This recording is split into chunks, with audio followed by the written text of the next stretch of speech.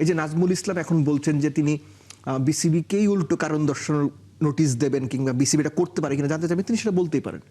স্পষ্টভাবে গঠনতন্ত্রে বলা আছে শৃঙ্খলাজনিত কারণে একজন পরিচালককে পদচ্যুত করা যেতে পারে। 8টা কারণের মধ্যে শৃঙ্খলাজনিত কারণ একটা রয়েছে গঠনতন্ত্রে।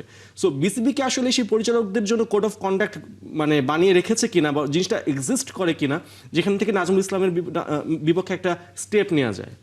না, আপনি নিজেই বলেন যে আমি ব্যাপারটা জানি না। আপনি নিজেই বলেন যে 8টা আপনার স্পেসিফিক গাইডলাইন আছে, সেটার মধ্যে যদি পড়ে তাহলে করা যাবে। এখন এই ডিসিপ্লিনটাকে আপনি কিভাবে ডিফাইন করবেন যে কোনটা breach of code of conduct বা ডিসিপ্লিনের ব্রিচ কোনটা, এটা কি অ্যালাইন করা আছে কিনা আমি এক্স্যাক্টলি জানি না। জিনিসটা হচ্ছে এই যে নাজমুল ইসলাম এখন বলছেন যে তিনি বিসিবিকেই উল্টো কারণ দর্শন নোটিশ দেবেন কিংবা বিসিবিটা করতে পারে কিনা জানতে চাইবেন, তিনি সেটা বলতেই পারেন। বিং দ্য ডিরেক্টর, তার শুধু ডিরেক্টর না, একজন সাধারণ মানুষ হিসেবে তার সে রাইট আছে। আমি যে একটু আগে বলছিলাম না, আপনি বলছিলেন যে আমিনুল ইসলাম বুলবুল এই আন্তর্জাতিক ক্রিকেট কূটনীতিতে কতটুকু সফল, তখন আপনাকে উত্তরটা আমি কি দিয়েছি যে বিসিবিতে এখন যারা আছে কেউই পরীক্ষিত ক্রিকেট সংগঠক না। তারা ক্রিকেট প্লেয়ার হিসেবে খুব ভালো ছিলেন, ক্যাপ্টেন ছিলেন বা অন্যান্য যোগ্যতা তাদের আছে, কিন্তু সংগঠক বলতে যেটা বোঝায় তাদের কেউই সেটা না। তাদের কেউ পরীক্ষিত কিংবা প্রজ্ঞাবান সংগঠক না বলেই আজকে নাজমুল ইসলামরা বিসিবি প্রেমিসেসে দাঁড়িয়ে যা খুশি তাই বলতে পারে, একবার দুইবার না বারবার বলতে পারে, এবং বলার পরেও তাদের যখন কারণ দর্শন নোটিশ দিতে হয় তখন তারা বিসিবিকে বুড়ো আঙ্গুল দেখায়।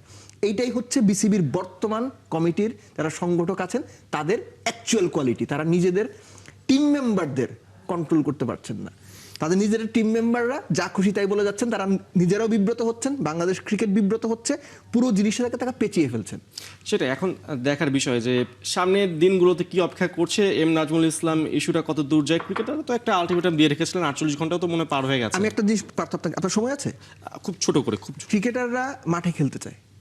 আপনি কি জানেন বিপিএল এর এখনো 2টা টিম যে পরিমাণ টাকা দেওয়ার কথা এখনো পর্যন্ত দেয় নাই? ঢাকা, নোয়াখালী।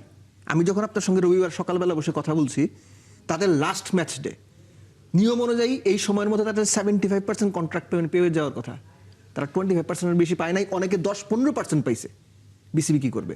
বিসিবি বলছে তাদের কাছে ব্যাংক গ্যারান্টি আছে, অমুক আছে, তমুক আছে। আমি দাবি করছি ব্যাংক গ্যারান্টি আছে কি না এটা জনসমক্ষে প্রকাশ করা হোক, আপনারা দেখেন।